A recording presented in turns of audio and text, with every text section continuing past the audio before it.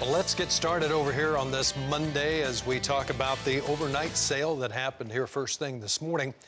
And yes, it could come from the United States, but it does have a little bit of a caveat with it.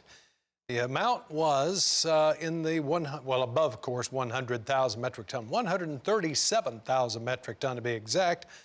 South Korea was in the market to buy corn, 137,000 metric tons, but optional origins. Now, what that means is, yes, it could come from the United States, but it may not. So we did have that to report this morning.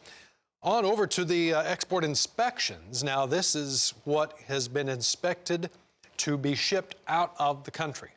Corn, 460,307. That is lower than last week's 550,930. Sorghum was down from last week, but as we have mentioned before, sorghum fluctuates quite a bit from week to week. 20,319. Soybeans, 1.14 million metric ton. Now that was higher than last week's 1.04 million. And the wheat was higher this week as well, 473,960 compared to last week's 420,653. Let's go look at the futures market. Did that export inspection number really affect this corn market too much?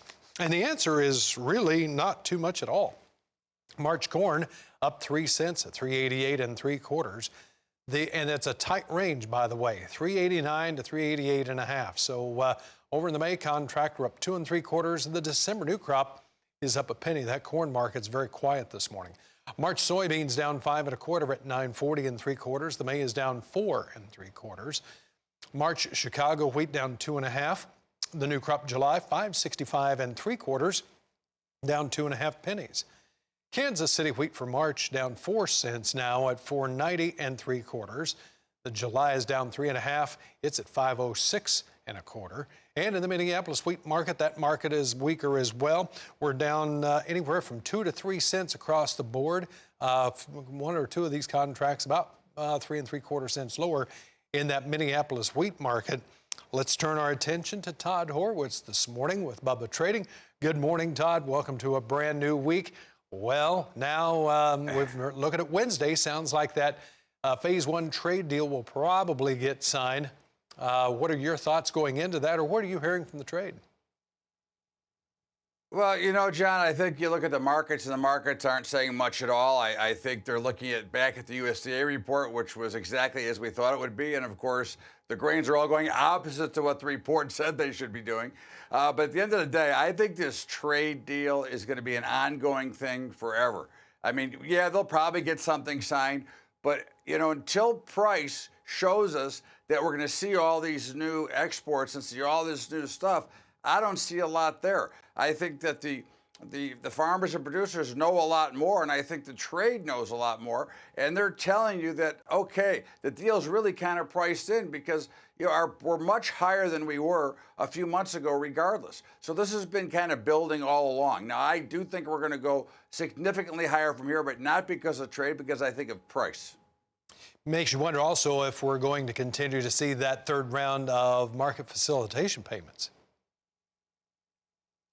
Well, you know, again, that may or may not be. I think if we get the deal, they may not be. But, of course, then, of course, it should make it up for in price. But, again, I think you're going to see, you know, some pretty dramatic price movement going upwards here.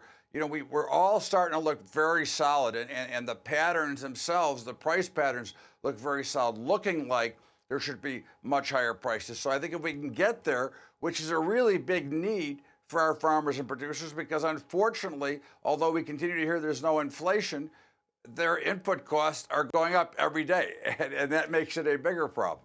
That's a good point. Well, we'll come back in just a moment and continue this conversation. Stay with us. More is around the corner right here on the Market Day Report.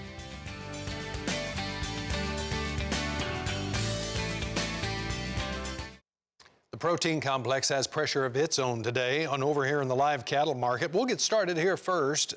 Cash cattle trade last week, steady in the south, dollar higher in the north. February fats down 65 at 126.78.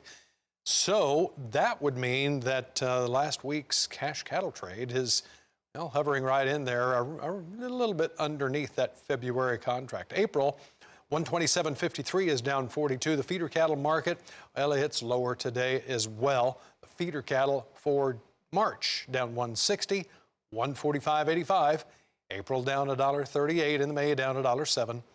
And the February lean hog contract down $1.47 at 65.78. April down $1.25, and the May is down $1.32. Todd, a lot of folks are starting to talk about just how concerned they're becoming with this hog chart over here, and how it looks like weakness could be ahead, at least here for the near term, even if we get a signed trade agreement on Wednesday.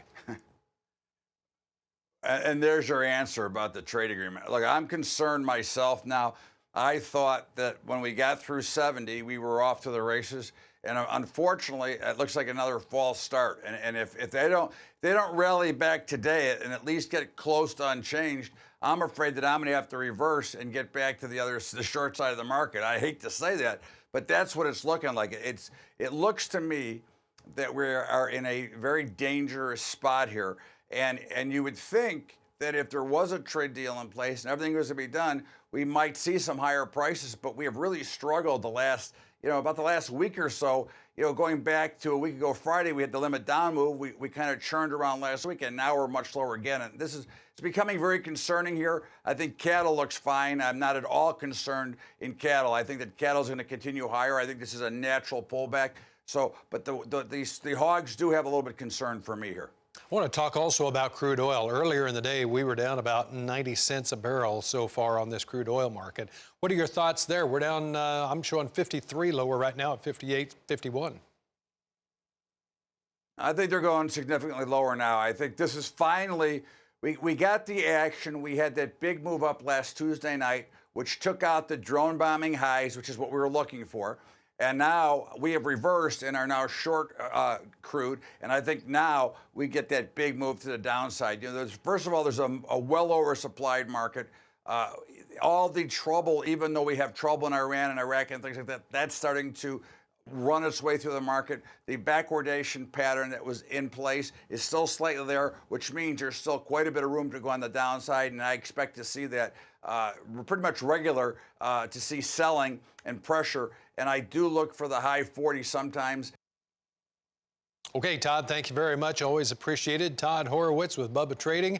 And Christina, that's one of the things that Todd has said for quite some time, that he was looking for a major correction to come in this oil market at some point. Backwardation, his word. All right, That's thank you. Appreciate that, John.